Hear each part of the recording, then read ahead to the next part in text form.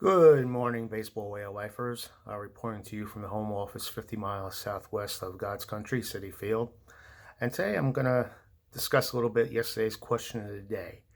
It's a multi-part question, and I'll repeat the question to you now.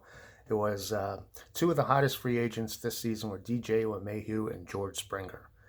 Do you feel both got the deals they deserve, overpaid or underpaid? Who do you feel was the better player? Let's hear you. Well, a few of you did reply back, and I thank you for that. And there were some interesting comments. First, I'm going to give you my take on it. Uh, Going into the 2021 season, if I were to pick a player, it would be DJ LeMaheiu, just due to the fact the past 2 years as a Yankee, and especially in Yankee Stadium, this man has been as good as anybody in baseball. Uh, he's been a better Yankee than a Colorado Rocky, and when you take into the fact that he played in Coors Field, et cetera, he was a very good player with the Rockies, but he wasn't a player he's developed into as a Yankee. George Springer can do it all. Great defensively, power, uh, can get the key base hit, great clubhouse guy, and based on his entire body of work, and he's never really had a bad year. He's never tailed off and had a horrible stretch in his career. You got to love George Springer. And just due to the fact that he has done it for so many years, I can see why he did get the big long-term contract. Now, both players are over the 30-year age mark, and that's always a detriment. But I think Springer, just looking at him physically, he can do it for another 5 years and still maintain peak performance. So I think it was a good signing by the Blue Jays. The contract worth was kind of high, but I guess that's what you got to do when you're in a bidding war with the Mets, I guess.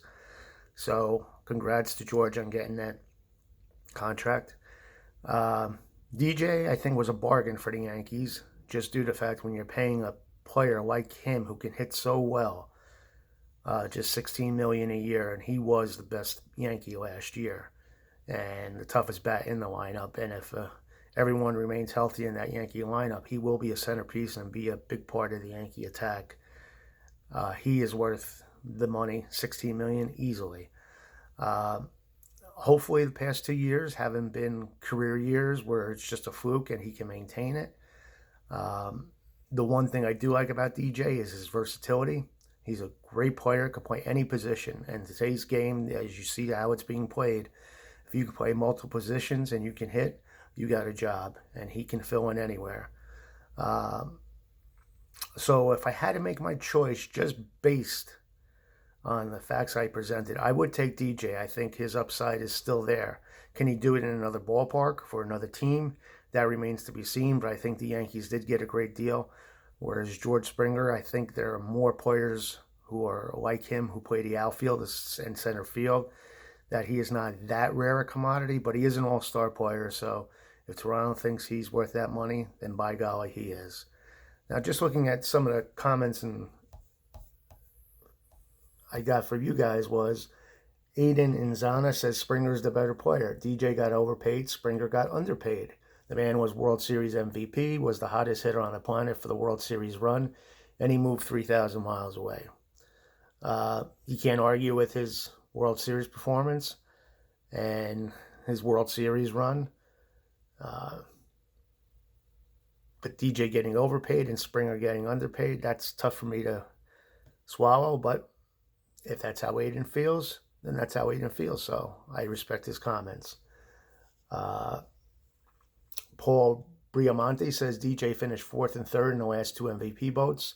Springer was 7th and 13th. DJ has been the better player the last 2 years.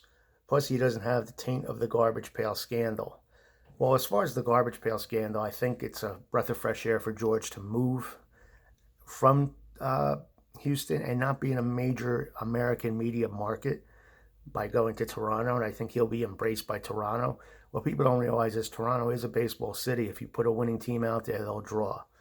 They were the hottest ticket at the time when they were good in the early 90s, and he could be a perfect fit if Toronto continues to rise and he has good years.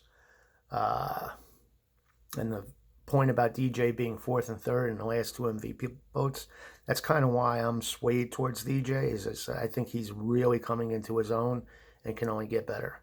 And I think the Yankees found themselves a steal. Craig Judges comes in and says, hard to say either are underpaid in today's market. I'd rather have Springer, and as Jays fan, I guess that's good. Springer has a more consistent record of success. And I touched upon that consistent record of success before, Craig, and I agree with you wholeheartedly. His track record is impeccable. He's been good year after year after year, and the Blue Jays do have a good man in Springer. Kenny John Farrell Jr. says, LeMaheiu is better in my opinion since he is more versatile. Can hit on average much better, and his pop got better as well. He's shown that he's a true superstar. Love Springer, but I wouldn't classify him as elite in any particular category. And I kind of agree with that. I don't think George Springer is like one of the top 3 or 5 at his position, but there are so many good players at that position that you can't discount what he does as a center fielder. And he's a perfect fit for anybody.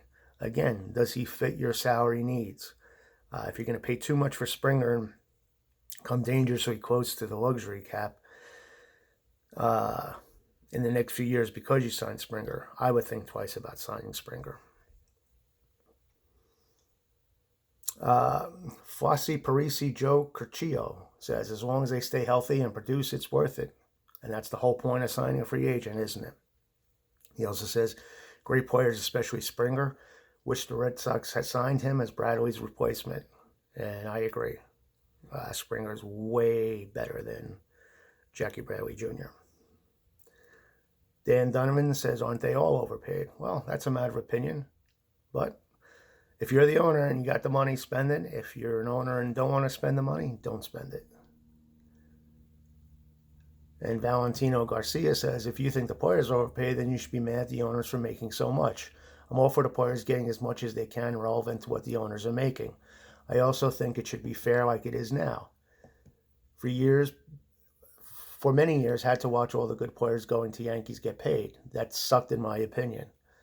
Well, it is a catch-22. If the owners are going to pay the money, they're going to have to make the money. And that's where, as much as I hate to admit it, and they don't want to talk about it, that's where the fan suffers. That's why baseball has become an expensive ticket for many. But now, with all the media going on, TV media rights, digital rights, etc., baseball is finding more and more revenue streams. So I don't think it's going to be as gate-heavy as it once was, baseball. I think it's going to be more like the other sports like football and basketball, where revenue from media and TV are going to play a more prominent role in salaries, especially in the major markets. Let's face it, that's why New York, LA, and all the major markets can spend the money they do, is they're getting the media bucks coming in.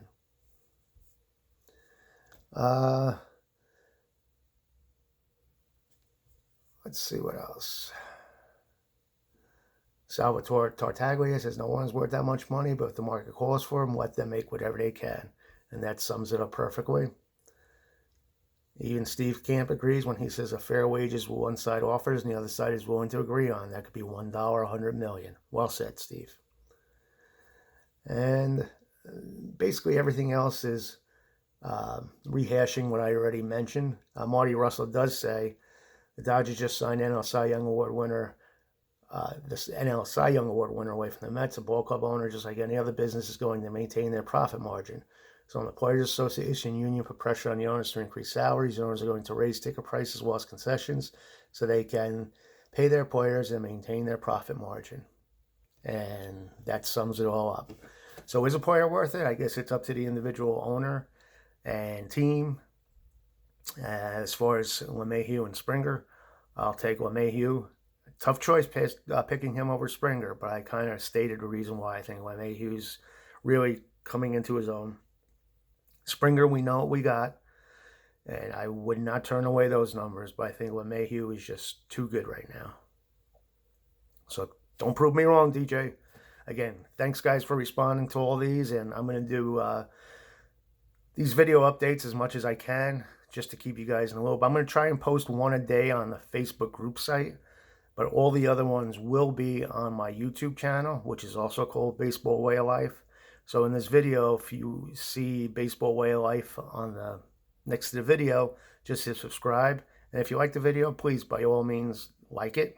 That would make me feel good. I'm doing something worthwhile here. If not, dislike it, and I'll try and figure out why you may not like it. And please do leave comments on the video. I'd love to hear what you have to say about the video and what we discussed. Talk to you soon, guys. Enjoy.